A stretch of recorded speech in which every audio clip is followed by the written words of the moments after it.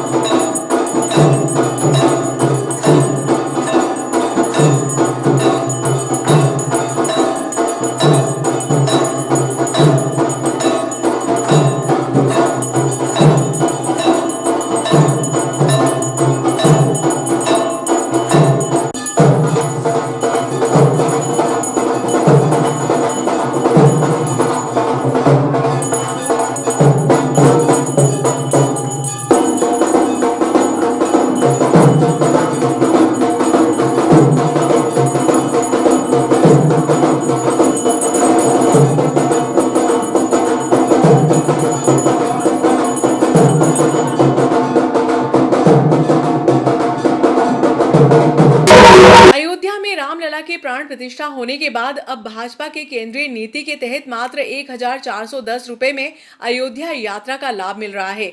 इस संबंध में सीएम अतुल ने बताया कि अयोध्या यात्रा पर जाने के लिए आधार कार्ड के साथ 1410 रुपए भाजपा के स्थानीय कार्यालय पर जमा कराने होंगे। 24 फरवरी को जत्था रवाना होगा। भारत माता की जय। जय जय श्री राम। नागदा नगर के सभी राम भक्तों के लिए एक खुशखबर है। केंद्र सरकार द्वारा हमारे राम भक्तों की आस्थाओं के प्रति एक लगाव को देखते हुए एक स्पेशल ट्रेन चलाने की मुहिम चालू हुई है और केंद्र सरकार का प्रयास है कि हमारे राम भक्त अपने अपने गंतव्यों से चलकर अयोध्या पहुंचकर राजा राम जी के दर्शन कर पाए। तो भारतीय जनता पार्टी केंद्र के माध्यम से इस अभियान को चला रही है और भारतीय जनता पार्टी कार्यालय नागदा का यहाँ पर हम लोग रजिस्ट्रेशन कर रहे हैं। हम राम भक्तों को 1410 रुपये 1410 रुपये में यहाँ से अयोध्या ट्रेन के माध्यम से रिजर्वेशन के माध्यम से जाना उनका होगा और आना उनका होगा। इस 1410 रुपये का जो शुल्क है ये सेवा शुल्क है। इसमें जो यात्री हमारे राम भक्त जाएंगे उनको यहाँ से जब वो ट्रेन में बैठेंगे तो चाय, नाश्ता, भोजन, पानी की संपूर्ण व्यवस्था रहेगी। यही व्यवस्था रिटर्न आने में भी रहेगी। अयोध्या पहुँचने पर उनको वहाँ पर भाजपा का पूरा व्यवस्थित पंडाल है।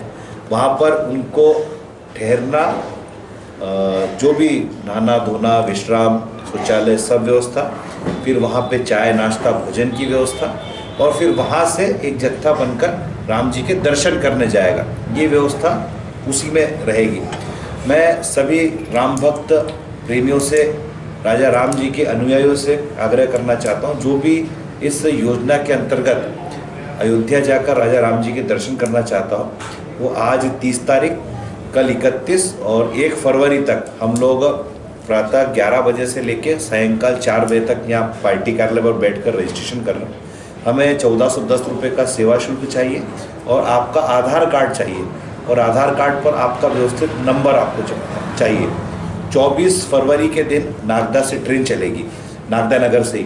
तो 24 फरवरी को जो ट्रेन चलेगी उसके पूर्व में ही हम आपको पूरी सूचना, आपका क्या बर्थ होने वाला है, आपका टाइमिंग क्या रहने वाला, किस समय पे हमको पहुंचना है, और एक तीर्थ की तरह जिस तरह हम अपने पारिवारिक जनों को तीर्थ यात्रा पे जब रवाना करते हैं पूरे उत्साह के साथ उन्हें रवाना करेंगे। आशा ही नहीं, मुझे पूर्ण विश्वास है इस योजना का लाभ आप और हम लोग सब मिलकर लेंगे। ये आप सबकी भक्ति का, आप सबकी भक्ति भाव का ही नतीजा है कि 2014 में आप सब ने संकल्प लेकर जो बटन दबाया था ताकत से, तो उस ताकत का, उस भाव का, उसका ही परिणाम है कि राजा राम जी 500 वर्षों के एक लंबे संघर्ष के बाद वहाँ पर विराजित हुए हैं और उन सब को देखते हुए राजा राम जी के दर्शन करने का सौभाग्य आपको हम सबको मिलने वाला है। जय हिंद, जय भारत। यशस्वी सरकार आदरणीय प्रधानमंत्री नरेंद्र मोदी जी के नेतृत्व में एक विशेष ट्रेनों का अभियान पूरे देश भर में चला है और उसी तारतम्य में नागदा से भी एक ट्रेन अयोध्या धाम के लिए प्रस्थान करने वाली है। जो भी भक्तगण अयोध्या में श्री रामलला के दर्शन करने जाना चाहते हैं वे 30, 31 जनवरी और 1 फरवरी को सुबह 11 बजे से शाम 4 बजे तक भारतीय जनता पार्टी का जो कार्यालय है यहाँ पर संपर्क कर सकते हैं। जो लोग जाने के इच्छुक हैं वे अपना आधार कार्ड और अपना मोबाइल नंबर उस पर लिखकर 1410 रुपये के साथ हमको यहाँ जमा करा दें। 24 फरवरी के दिन नागदा से अयोध्या के लिए ट्रेन प्रस्थान करेगी। वहाँ रुकने, दर्शन की सारी व्यवस्था है और वापस आने की भी सारी व्यवस्था इस 1410 रुपये के शुल्क में होगी। मेरा आप सब बंधु बांधवों से आग्रह है, सभी हिंदू बंधुओं से आग्रह है, कृपया अधिक से अधिक संख्या में नागदा से राम भक्त जाएं, पहुंचे और अयोध्या में रामलला का दर्शन करें, क्योंकि ये बहुत अच्छा अवसर केंद्र की सरकार ने हमको दिया है। स्पेशल ट्रेनें चलाई और उसका लाभ हम सब शहरवासियों को लेना ही चाहिए। इतना ही आग्रह आप सबसे करना था। देश के हमारे यशस्वी प्रधानमंत्री नरेंद्र मोदी जी, जिन्होंने इस देश को यह सुअवसर दिया है कि 500 वर्ष के एक लंबे संघर्ष के बाद में रामलला जी का विग्रह अयोध्या जी में स्थापित हुआ है। देश के यशस्वी प्रधानमंत्री आदरणीय श्री नरेंद्र मोदी जी के द्वारा जो एक ये स्पेशल ट्रेन के माध्यम से सभी राम भक्तों को जो दर्शन की व्यवस्था की गई है, उसमें सभी नगरवासी अपना रजिस्ट्रेशन भारतीय जनता पार्टी कार्यालय पर करा के दर्शन लाभ लें